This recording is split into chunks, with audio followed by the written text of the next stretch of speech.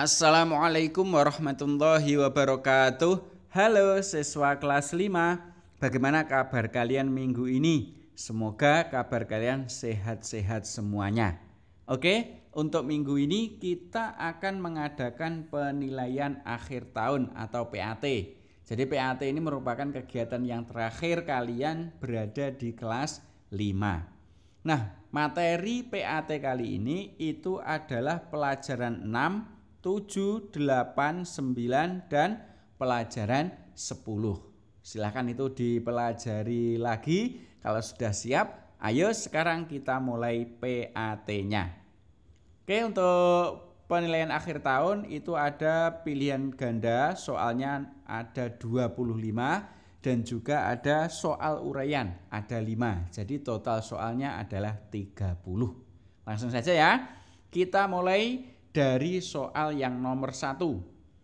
Lafal di bawah ini yang cara membacanya dengan ditekan terdapat dalam huruf titik-titik. Jadi lafal ini yang hurufnya itu cara membacanya ditekan itu terdapat pada huruf apa? Apakah A huruf ya dan kaf, atau B huruf zal dan ba, atau C huruf zal dan dal, atau D huruf dal dan nun? Silahkan dijawab. Berikutnya soal nomor 2. Cara membaca hukum bacaan ikhfa adalah titik-titik. Apakah A dibaca jelas, atau B dibaca dengung, atau C dibaca samar, atau D dibaca dengan membalikkan?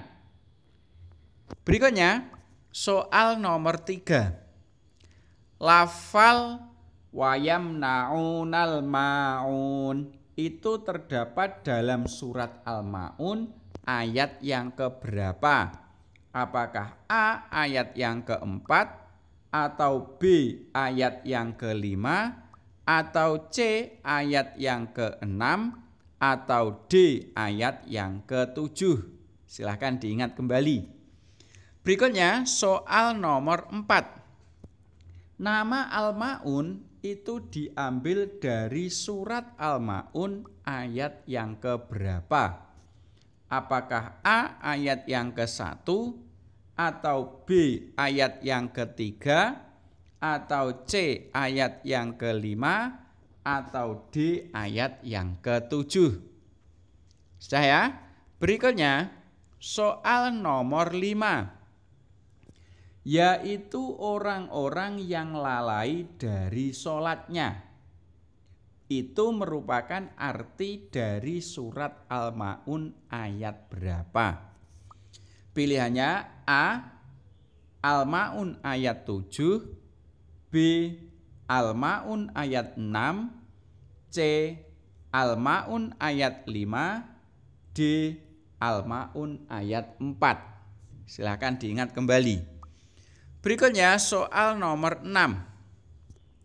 Rasul Allah yang wajib kita ketahui itu ada berapa? Mudah ya ini. Pilihannya A ada 10, B ada 25, C ada 113, D banyak sekali. Sudah ya? Berikutnya soal nomor 7. Arti dari sifat wajib Rasul Allah yaitu sidik adalah titik-titik. Jadi sidik itu artinya apa? Apakah A artinya menyampaikan, atau B artinya dapat dipercaya, atau C artinya benar, atau D artinya cerdas?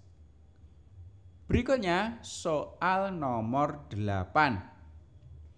Setiap rasul itu wajib menyampaikan wahyu dari Allah kepada kaumnya, karena rasul itu bersifat titik-titik. Pilihannya apakah A bersifat sidik, atau B bersifat amanah, atau C bersifat tabligh, atau D bersifat fatonah. Berikutnya soal nomor 9. Nabi yang tidak mempan dibakar api adalah titik-titik. Apakah A. Nabi Nuh, atau B. Nabi Musa, atau C. Nabi Ibrahim, atau D. Nabi Muhammad? Yang dibakar tidak mempan itu siapa? Berikutnya soal nomor 10. Nabi Muhammad itu mendapatkan gelar Al-Amin yang artinya titik-titik. Apakah A artinya sabar, atau B artinya pemaaf, atau C artinya dapat dipercaya, atau D artinya cerdas? Berikutnya soal nomor 11. Berlebihan dalam membelanjakan harta disebut titik-titik. Pilihannya apakah A. Kikir, atau B. Pelit, atau C. Sederhana, atau D. Boros? Soal berikutnya nomor 12. Sesungguhnya orang yang sombong itu termasuk saudaranya titik-titik. Apakah A. saudaranya setan, atau B.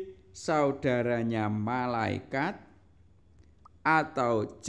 saudaranya jin, atau D. saudaranya manusia? Berikutnya soal nomor 13. Ikhlas itu menurut bahasa adalah titik-titik. Pilihannya A. Indah, B. serasi, C. bersih, D. imbalan. Kira-kira yang mana? Oke ya. Berikutnya soal nomor 14. Di bawah ini perbuatan yang merusak keikhlasan seseorang kecuali titik-titik. Pilihannya apakah A. riya, atau B. sum'ah, atau C. tawaduk, atau D. ujub? Berikutnya soal nomor 15. Orang yang melakukan perbuatan baik agar didengar oleh orang lain disebut titik-titik. A. disebut riya, atau B. disebut sum'ah, atau C. disebut tawaduk, atau D. disebut ujub? Berikutnya soal nomor 16. Sebutan sholat tarawih pada zaman Nabi adalah titik-titik. A. Qiyamul Lail, B. Qiyam Ramadan, C. sholat sunnah, D. ibadah Ramadan. Yang mana kira-kira? Berikutnya soal nomor 17. Hukum sholat tarawih adalah titik-titik. Pilihannya A. hukumnya mubah, atau B. hukumnya sunnah, atau C. hukumnya sunnah muakkad, atau D. hukumnya wajib? Berikutnya soal nomor 18. Sholat yang jumlah bilangan rakaatnya ganjil disebut titik-titik. Apakah A disebut sholat tarawih, atau B disebut sholat witir, atau C disebut sholat tahajud, atau D disebut sholat duha. Berikutnya soal nomor 19. Tadarus itu berasal dari kata darosa yang artinya adalah titik-titik. Pilihannya A artinya merenung, B artinya mempelajari, C artinya menulis, D artinya mengamalkan. Jadi darosa itu artinya apa? Berikutnya soal nomor 20. Tadarus Al-Quran itu diakhiri dengan membaca titik-titik. Apakah A membaca ta'awud, atau B membaca tasbih, atau C membaca basmalah, atau D membaca tasdik? Berikutnya soal nomor 21. Luqman bin Baura itu mendapatkan gelar titik-titik. Apakah A gelarnya Al-Faruq, atau B gelarnya Al-Amin, atau C gelarnya Al-Hakim, atau D gelarnya Al-Amanah? Berikutnya soal nomor 22. Berterima kasih kepada Allah atas segala nikmat itu disebut apa? Apakah A disebut beriman, atau B disebut bersyukur, atau C disebut bertasbih, atau D disebut bertakwa? Berikutnya soal nomor 23. Nasihat Luqman bin Baura kepada anaknya diabadikan oleh Allah dalam Al-Quran surat titik-titik. Pilihannya apakah A surat Al-Baqarah, atau B surat Al-Mu'minun, atau C surat Luqman, atau D surat Yasin? Berikutnya soal nomor 24. Lawan dari sombong adalah titik-titik. Apakah A lawannya angkuh, atau B lawannya tinggi hati, atau C lawannya tawadhu, atau D lawannya rendah diri? Berikutnya soal nomor 25. Ini merupakan soal terakhir untuk pilihan ganda. Di bawah ini yang tidak termasuk perbuatan mungkar.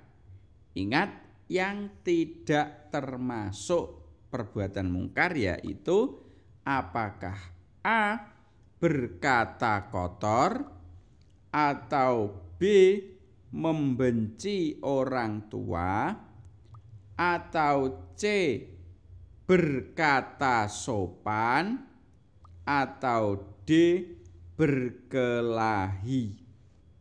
Yang mana kira-kira? Oke ya, sudah? Kalau sudah, sekarang ganti soal uraiannya. Untuk soal uraian ada 5, nomor 26 sampai nomor 30. Sudah siap? Oke, kita lanjut. Sekarang nomor 26. Tuliskan arti dari surat Al-Ma'un ayat yang ketiga. Kira-kira apa artinya? Selanjutnya soal nomor 27. Apakah pengertian dari Rasul Ulul Azmi itu? Silahkan ingat-ingat apa Rasul Ulul Azmi itu.